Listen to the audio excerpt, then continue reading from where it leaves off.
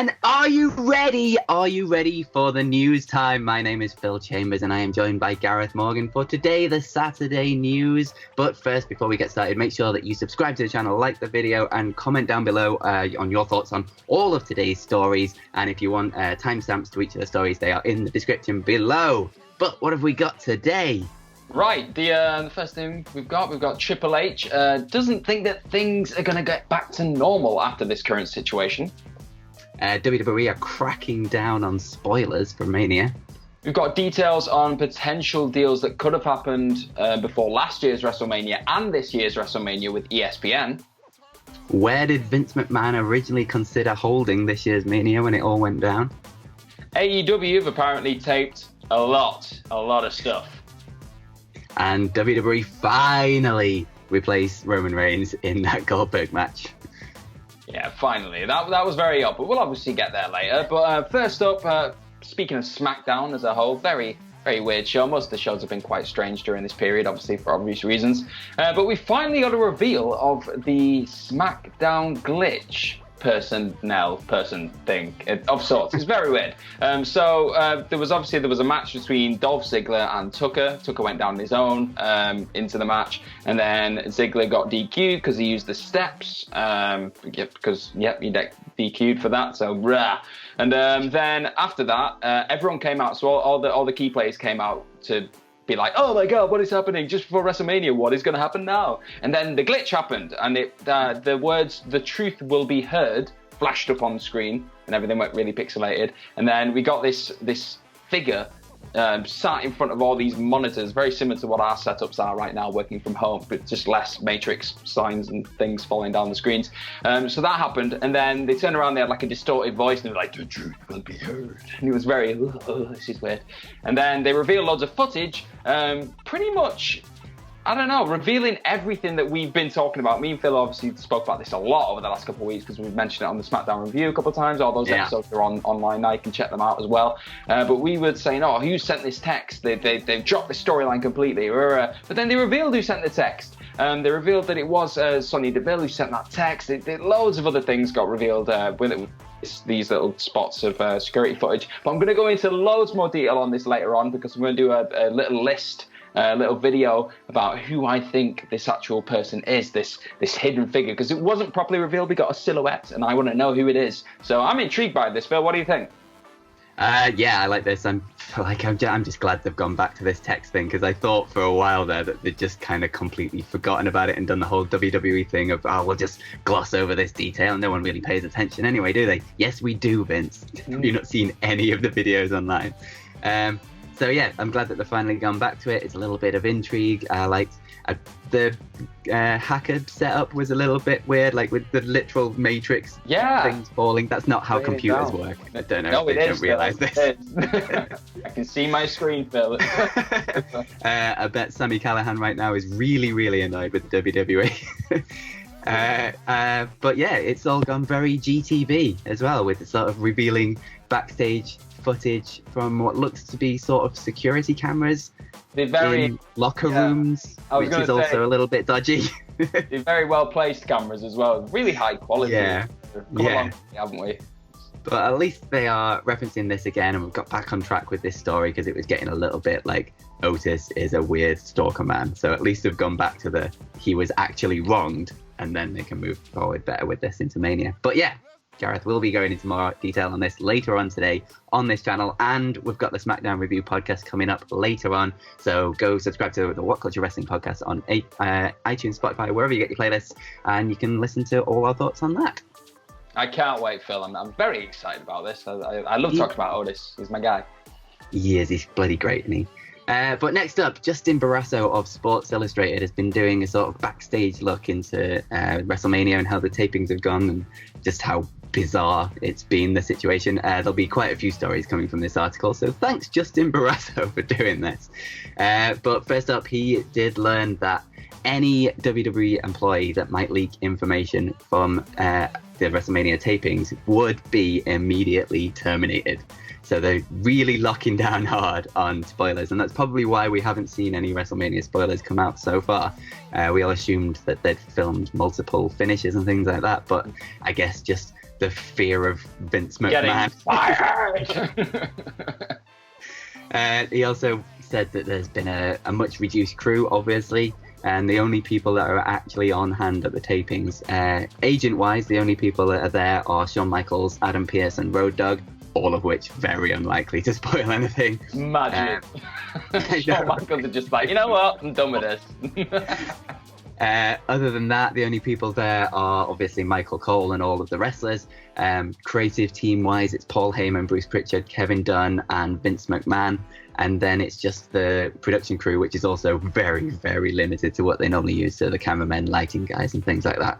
But yeah, it just looks like WWE are very much cracking down on not getting spoilers out there because they want WrestleMania to be seen sort of as live with no spoilers, and fair play. Like, I would not really want to see any spoilers for this. I just want to sit down, get unfold. And it's been one of the most vulnerable, I'd say, shows in history for that, because I can't remember if there's ever been a time where an event of this stature in terms of wrestling anyway has been already taped and locked away somewhere. Like, that footage is there somewhere, so it's not like in the past where you can have it, you can literally hold the spoiler close to your chest because Vince McMahon is literally going to reveal it 5 minutes before the match happens. Like, there's no chance of that. Everything's done, everything's signed, sealed, delivered. And as we were already seeing, we saw a little bit on SmackDown, so you're going to go into later on, things are just being brushed over very quickly at this point with last minute edits. It seems like last minute chunks of information and stuff that's already been taped, even though we know it's not necessarily going to happen, is still being promoted. So it's a really, unpredictable time right now for the company. So the next thing, Triple H spoke with a TV guide to promote WrestleMania, and he's been doing a lot of that. He spoke to Ariel Helwani as well on the ESPN MMA shows, but he spoke about how this moment right now has changed everything, how WrestleMania right now being over two nights, that might be something they've stumbled upon. Obviously, it's not nothing new in the world of wrestling. We saw it with Wrestle Kingdom, but it's something now that they're saying, well, we've stumbled upon this. We might be able to use it going forward. He said that this moment in time is changing everything, and I think there are opportunities that we will see and explore now that will become the new norm. So all of those things, whether it's multiple nights, whether it's off-site shoots, or different things like that, I think those will all be opportunities that we can explore in the future, and we'll see if this successful here, they might be successful in the future as well. So this is really, I think this is great news for wrestling fans, because if they do start entertaining this idea for a yearly basis to have WrestleMania over 2 nights, that's a win-win for everyone. It's more digestible, we get more wrestling in a way, we get 2 nights worth of wrestling, 2 nights worth of promotion. I think that would be awesome. That'd be absolutely awesome. But then he also went into a little bit more detail about a lot of people saying with this current global situation, they can't wait for things to get back to normal, so we can all just carry on and keep chugging on. But he offered a different take on it. He said people keep saying once everything gets back to normal, but he doesn't think that's going to happen. He thinks the world has changed. He thinks that it will get back to some normality, but the new normal will be what is normal. So it's something a lot of people have said, a lot of big personalities in sport have said, this isn't something that just gets fixed and everything goes back to normal. There's going to be new precautions in place. The wrestling world, the WWE landscape may be completely different. They may have to do things quite differently going forward.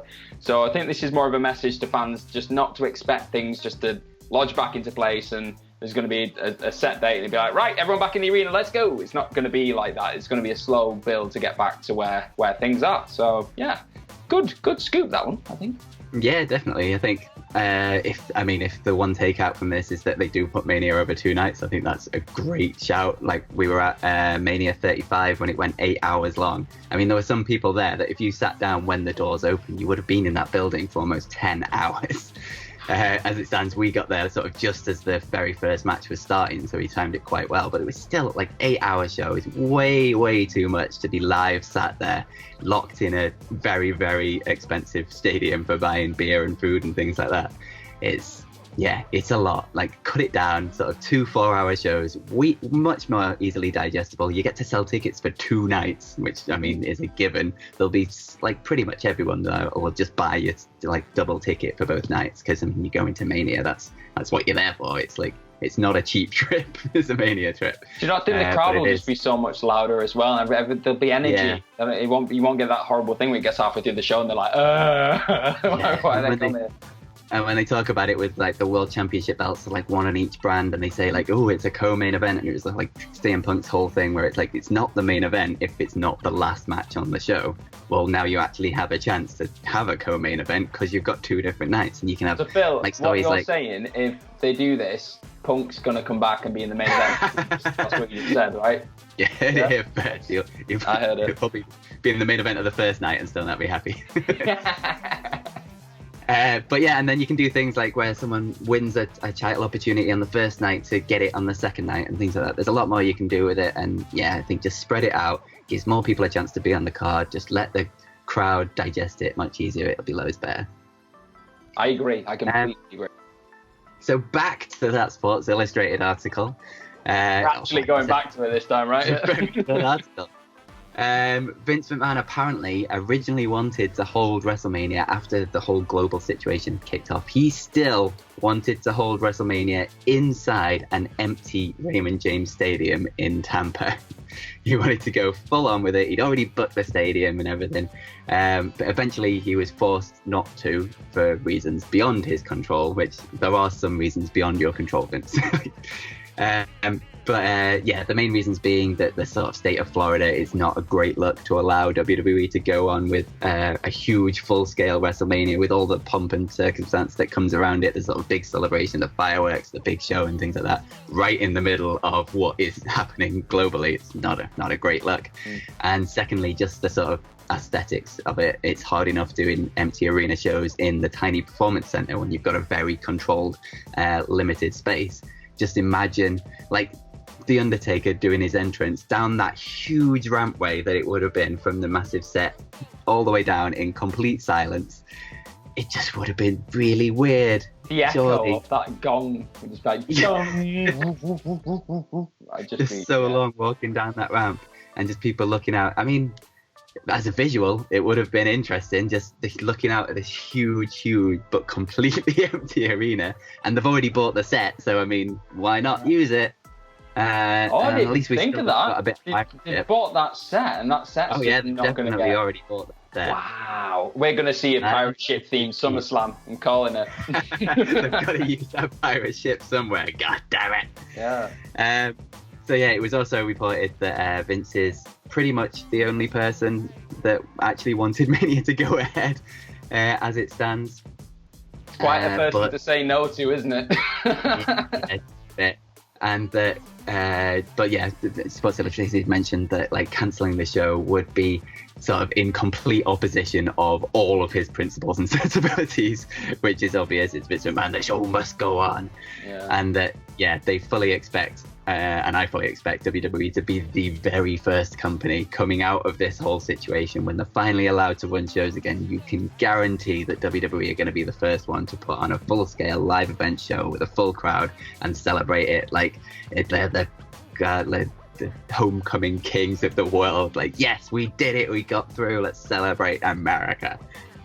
Yeah, I mean, I feel like, yeah, I can literally see it, and Vince McMahon coming out and go, we paid it, yes, and we never stopped. Everyone else did, but we didn't. And it's like, I don't know why I turned into a pirate there. Yeah, Vince McMahon's a full-on pirate captain. That's what's gonna. Yeah, I don't know. I mean, it'll be fun to see that again, but like Triple H said in that last entry, then it's to expect things just to go back like that. It's gonna take some time, and I think we may see. Yeah. Smaller crowds at first, I think perhaps like a slow trickle, slow bleed into getting those big crowd shows again. So it might not be a case. It might be a case of just having 50 people in the crowd and then him being stood there going, "We did it!" and everyone's like, "Yeah!" It's not going to be. I don't know. It's very much. I don't know, waters that we haven't gone across before. But actually, coming off this article this time, I've actually got it right. Vince McMahon. There's been a lot of talk about WWE and ESPN being in cahoots and a deal perhaps being made between them, because obviously we've seen a lot of WrestleManias being shown on ESPN in the lead up to this WrestleMania, a lot more, content being shared between the two. But WWE reportedly started having serious WrestleMania-related talks with ESPN last year before WrestleMania 35.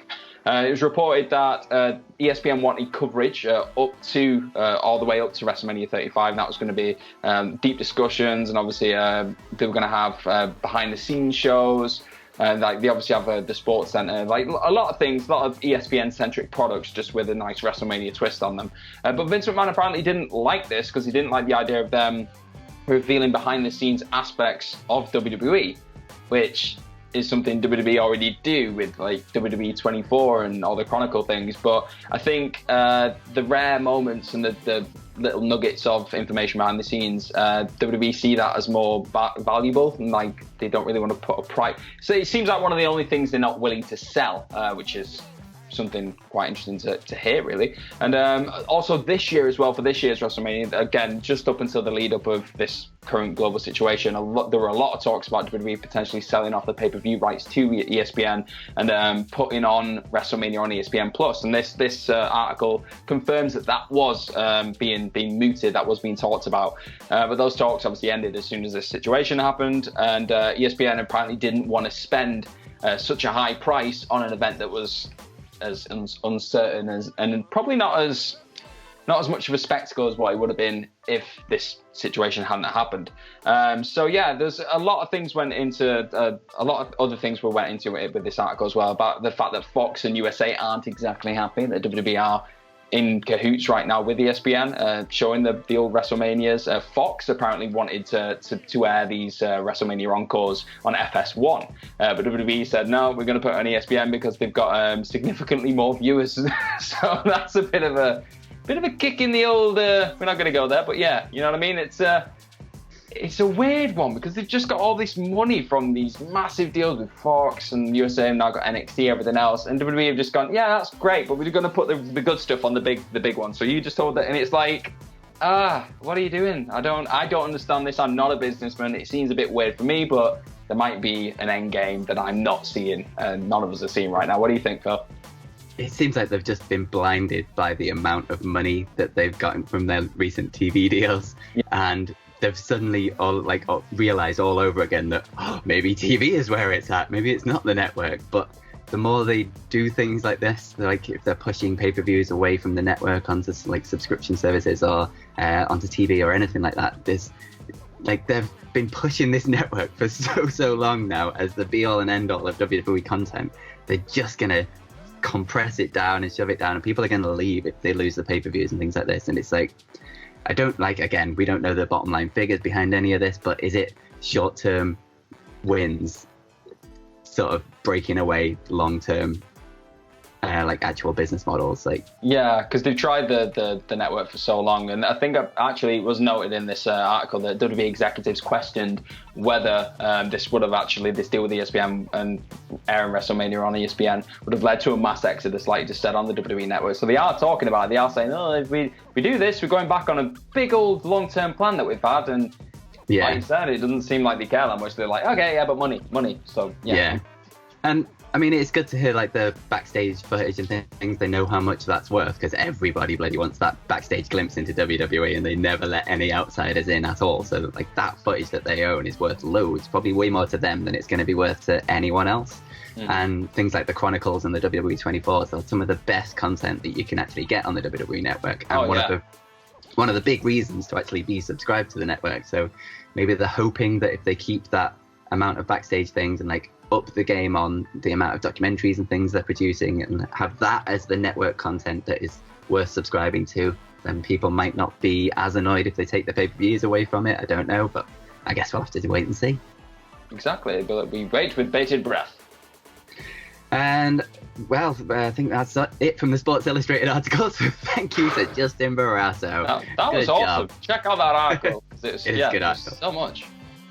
But Roman Reigns has finally been removed from the Goldberg match at WrestleMania 36 on last night's SmackDown.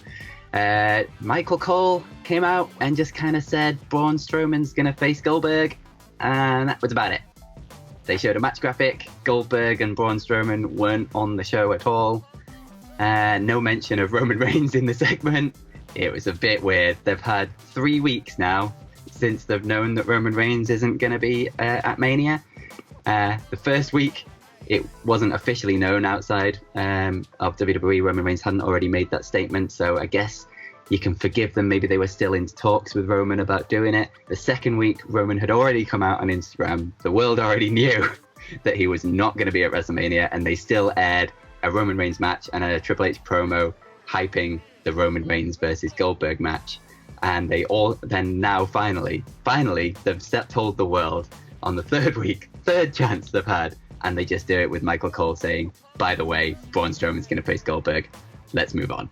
But did you notice the way it was done? You didn't seem like, I know this might be a weird nitpick and it might mean nothing, but you didn't see Michael Cole stood there going, oh, this is what's happening. It seemed like they dubbed it over the graphic. So it seemed like they'd gone, okay, we're going to show the Otis match, and then, okay, now put the graphic in. And then they've just had Michael Cole sit somewhere in an office and go, yeah, so this is happening now, like last minute. Because I think they probably did pre-tape a Goldberg Roman Reigns segment, which was going to lead into WrestleMania. But then that's obviously not going to happen. They didn't have the time then to go and add something onto the end of it. So they've just gone, bye-bye. It's just absolute weird. Madness.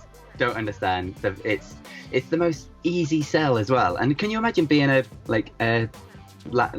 a light fan, like just a casual fan, not like sort of our audience on YouTube especially is quite a clued in wrestling audience. Like we know what's going on behind the scenes and things like that. Can you imagine just being a casual fan watching this show, expecting Roman Reigns versus Goldberg, and then the rug's pulled out from underneath you and you're like, wait, what? And then no explanation as to why. It's an easy sell. You just say he's immunocompromised. He can't do WrestleMania. He's doing this for his own health, his own protection, doing it for his family. It makes sense. It's the logical choice to make.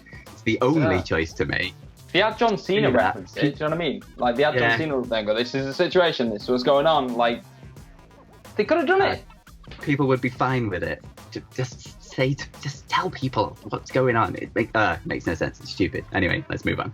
Right, so last thing is a bit of AEW news, a bit of a detour away from WWE, but it's still in regards to what's going on with this situation. AEW apparently have filmed a lot of stuff.